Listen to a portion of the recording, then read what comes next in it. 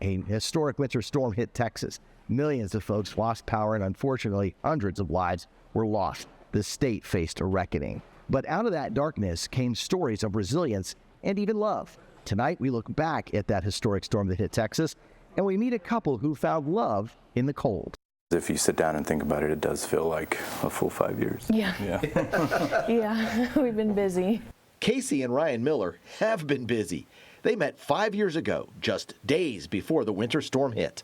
On a frozen Valentine's Day, here's an update to the forecast. So far, a storm we accurately forecasted on air through our website and through social media.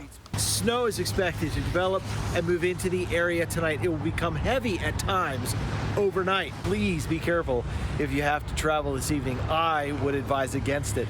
Snow and cold turned a date night into a week-long date. The Millers told that story to our Jesus Martinez last year. We looked outside, I was walking out the door, and we were like, well, you can't go. Little did they know that the 2021 winter storm was going to freeze their love in time for years to come. Since the storm, a lot has changed for Ryan and Casey. They got married in 2023, and in September of 2025, became a family when baby Elowen was born. Sometimes the memories of what all we've done and gone through, it's like, yeah, it really has been that long, but at the same time, it doesn't feel that long ago. February 2021, a brutal Arctic blast gripped Texas. Temperatures plunged. Then we have bitter cold wind chills by Tuesday morning, maybe 15 below zero. Power grids failed. More than 10 million people lost electricity. Rolling blackouts stretched for days. Families struggled to stay warm. Unfortunately, hundreds of lives were lost. Usually every winter we get one or two big cold snaps, but to that degree, it's pretty unusual. Tyler and Longview both set all-time low temperature records, and record snow amounts also fell. Brad Bryant is the meteorologist in charge at the National Weather Service office in Shreveport. He calls the February 2021 winter storm possibly a once-in-a-lifetime event. If you look back over the 142 years of climate history from the Tyler station, I would imagine you would only find one or two prolonged events like that were that cold and had that much snow. The storm left a lasting mark on Texas. In its wake, lawmakers and agencies acted.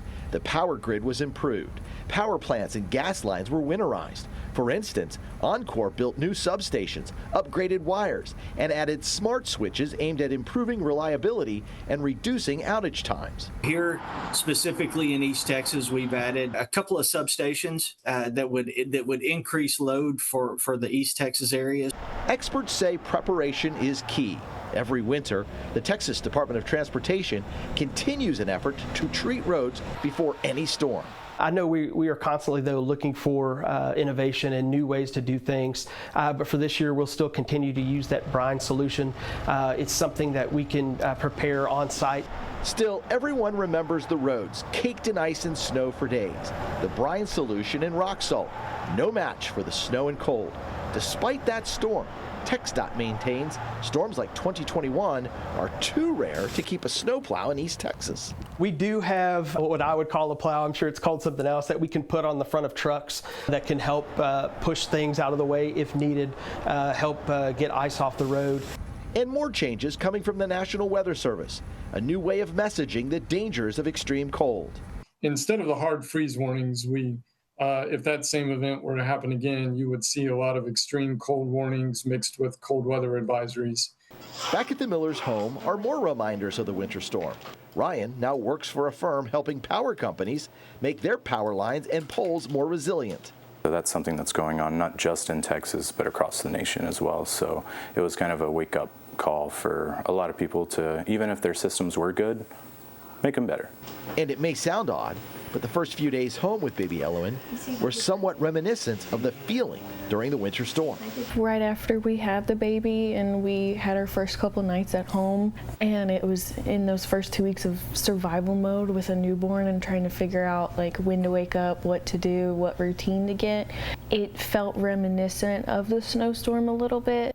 A storm the Millers and the state of Texas will never forget. I'm CBS 19 Chief Meteorologist Brett Anthony.